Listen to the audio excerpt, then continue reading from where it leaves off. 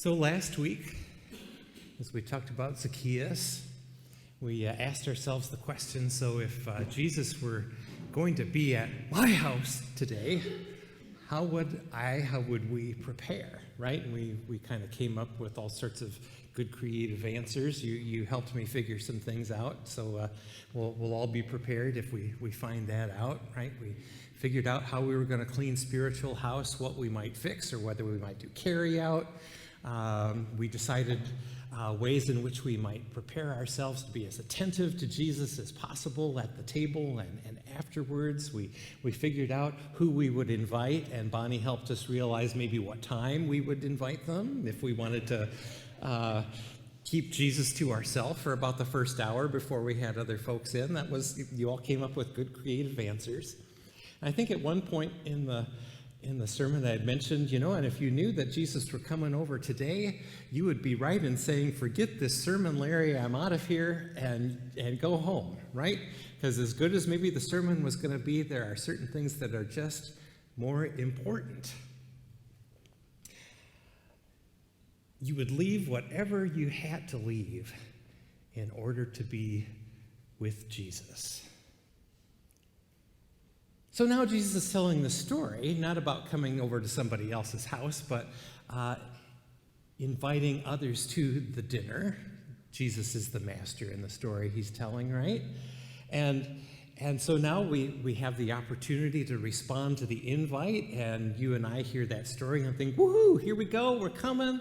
And here these folks come up with all sorts of reasons not to, right?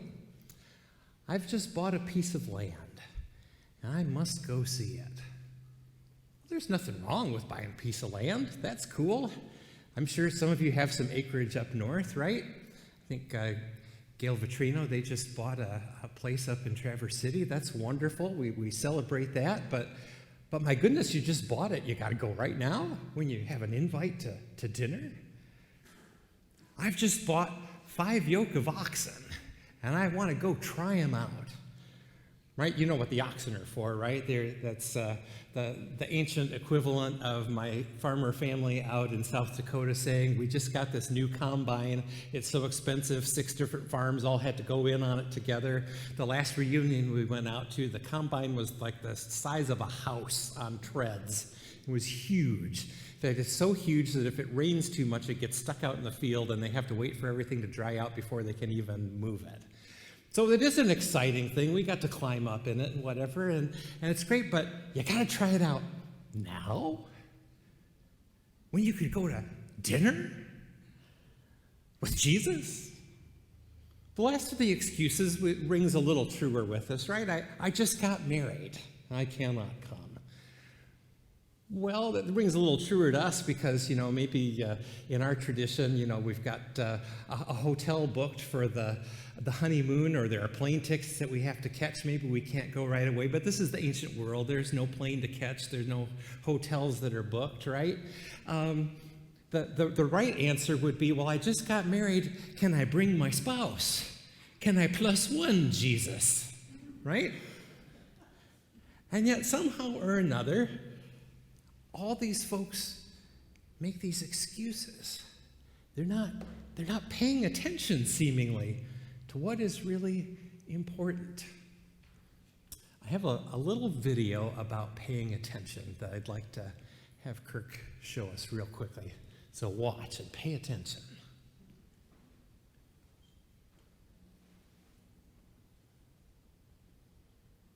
This is a test of selective attention. Count how many times the players wearing white pass the basketball.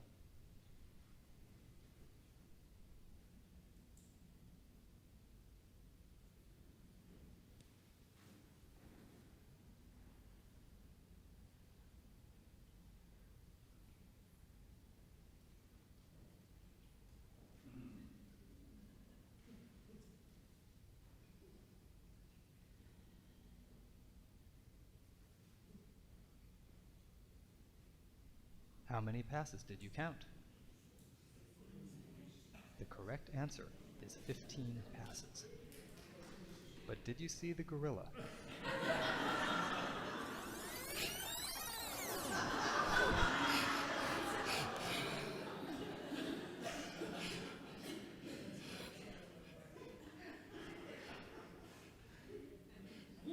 This video is from research by Daniel. That's good.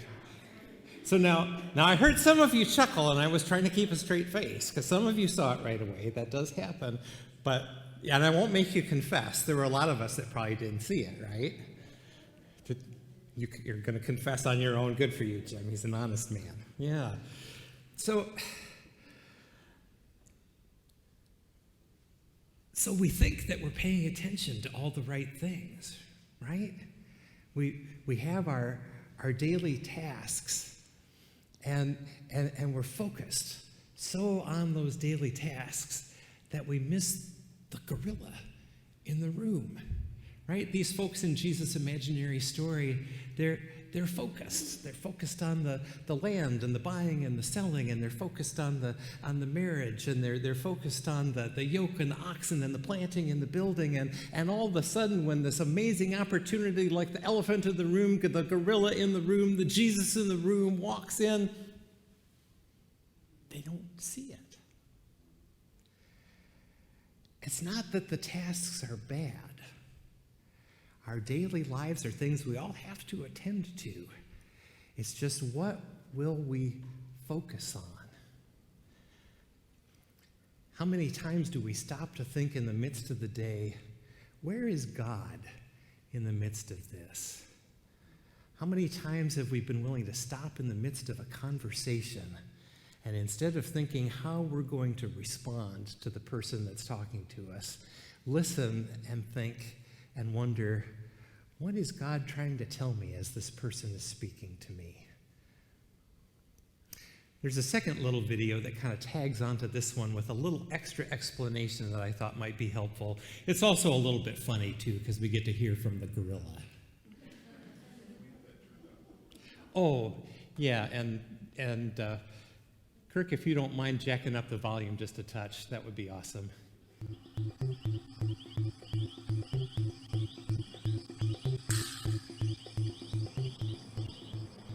I'm Dan Simons. I'm a professor in the psychology department at the University of Illinois, and I also have an appointment at the Beckman Institute for Advanced Science and Technology. My research here focuses on visual cognition, what we see, what we don't see, how much of our visual world we're aware of, how much we remember from one moment to the next. One of my best-known studies was done with my collaborator Chris Chabris some years ago, and it was based on some much earlier work by our colleague Dick Neisser. And what we had was a video in which people were passing basketballs. So 3 people were wearing white shirts and they were passing a ball, and your task when you were watching the video was just to count how many times those 3 players passed the ball. We also had 3 players wearing black shirts passing their own ball, and you were supposed to ignore their passes. So as you're doing this task, after about 30 seconds, say, we'd have a person wearing a full-body gorilla suit walk into the middle of the scene, stop in the center, turn and face the camera, thump its chest, and then walk off the other side a total of about 9 seconds later. And what we find is that about half the people who do this simply don't notice the gorilla. When Dan asked me to be a part of this experiment, I thought, no way, people are totally going to see me. I'm a 400-pound gorilla. We'll ask them afterwards, how many passes did you count, which they generally get pretty close to right. We then ask them, did you notice anything unusual? Did you notice anything other than the players? Did you notice anything walk through the scene? And they'll say no. So we ask them, did you notice a gorilla? And the response is typically, a what? So then the Simons guy says, you know, we can show you and not everyone's going to see you. Yeah, right. How can people not see me? I'm huge. I'm ferocious. I'm a 400-pound gorilla. What was he thinking? And we rewind the tape and show it to them again, and the reaction is typically, I missed that? It's shocking that you could possibly miss something as obvious as a gorilla. Of course, the people who noticed the gorilla are shocked that anybody could possibly have missed it, because it's right there in front of you. I walk in there. I walk in the middle. All these kids are running around throwing this ball around. I stand there. I thump my chest. Not once, not twice, 3 times I thump my chest. That's scary, man. What else are people going to look at? You know, I'm big, I'm a gorilla, and they don't see me. What's up with that? This is the intuition we have, that if something important or distinctive or unusual, like a person in a gorilla suit, walks into our field of view, we'll automatically notice it. The reality is that only about half the people do. About 90% think they will. People are just so focused on counting those passes that they don't notice me. You know, I'm not trying to be subtle here. Even more remarkable, my colleague Daniel Memmert used the gorilla video in a study in which he had people wearing an eye tracker And what that does is tells you exactly where they're looking as they're watching this video and counting the passes by the team wearing white. And what he found was that the people who missed the gorilla looked at it for up to a second. So they looked right at it, but still didn't see it. Looking isn't the same as seeing. We have to focus attention on something in order to become aware of it. How do you think it makes me feel? You know, I'm trying to be intimidated. It makes me feel inadequate. The most consistent question we get is, are there some people who consistently notice the gorilla and other people who don't? So are there noticers and missers among us? And the reality seems to be no, that it's largely just a matter of a flip of the coin. We know when we've noticed something unexpected, but we're not aware of the times when we've missed something unexpected. The failure to notice people in gorilla suits is really a natural byproduct of something that we do quite well and that's very important to us, which is focusing our attention. We need to be able to filter out the distractions from our world and not let them interfere with our ability to do the task we're trying to do. The key is that when you're focusing your attention on one aspect of your world, you don't have an unlimited amount of attention to devote to other things. And we only see those things that we focus our attention on. The problem is that on occasion we filter something that we might want to notice, and we don't realize that we're doing that. That sort of mismatch between what we see and what we think we see is a really profound one that has all sorts of consequences for our daily lives.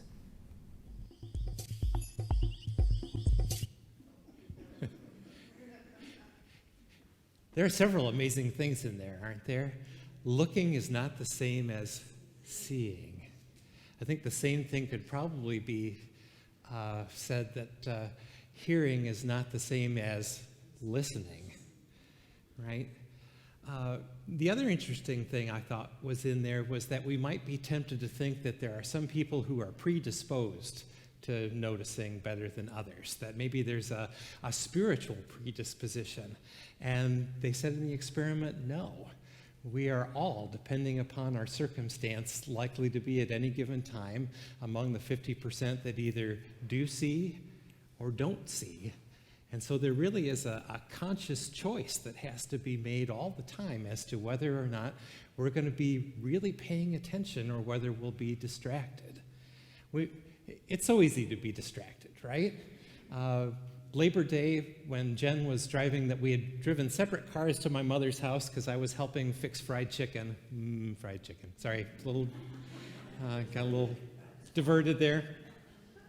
And so Jen came later and was in the van, and there's a little bit of construction that's going on across the street from my mother's house, and a gentleman glanced over at the construction just long enough to not realize that Jen had stopped in front of Mom's driveway to turn in, and he wasn't going real fast and didn't hurt anybody, just messed up the taillight pretty badly, and it ended up being my old shop teacher from the high school, so he was very apologetic and whatever, and admitted, he said, I was just distracted. There's never been any construction going on over here. It's been an empty field for years and years, and it just is how it is that we get distracted. The other interesting thing in the video was that there's a certain amount of gift to that, right? There's a reason that we are good at focusing on things. So for instance, Jen will often come up in the loft when I'm working at home and will say, how do you work with that ticking clock? Tick, tick, tick. And it drives her crazy. I never notice it. It is tuned out. I'm focused on what I'm doing, and I don't hear the ticking clock. But for folks who are easily distracted by noise like that, so there's a certain amount to which that amount of focus is a gift. But what is it, who is it that we're going to focus on? Later on in Luke's gospel, he runs through a similar litany as he's talking about the coming of the Son of Man. Luke says, just as it was in the days of Noah, so too it will be in the days of the Son of Man. They were eating and drinking and marrying and being given in marriage until the day Noah entered the ark and the flood came and destroyed all of them. Likewise, just as it was in the days of Lot, they were eating and drinking, buying and selling, planting and building. But on the day that Lot left Sodom, it rained fire and sulfur from heaven. They were eating and drinking and marrying and being given in marriage and buying and selling and planting and building, and all of a sudden, the Father and the Son pull a pick and pop move. Jesus fades behind the three, drains the three at the buzzer. The game is over, and you have no idea what just happened. Right? To what will we pay attention? Are we paying attention to all the God moments in our everyday lives? Are we paying attention to the Christ who is in each person that we meet? Are we paying attention to the Spirit that is within us, telling us, prodding us as to what to do next? The word Shema in the Hebrew Bible, Shema Yisrael, Adonai Eloheinu, Adonai Echad, the Lord our God is one. Shema means listen. But it means more than listen. It means pay attention, absorb, and respond. Let us pay attention to God this and every day. Amen?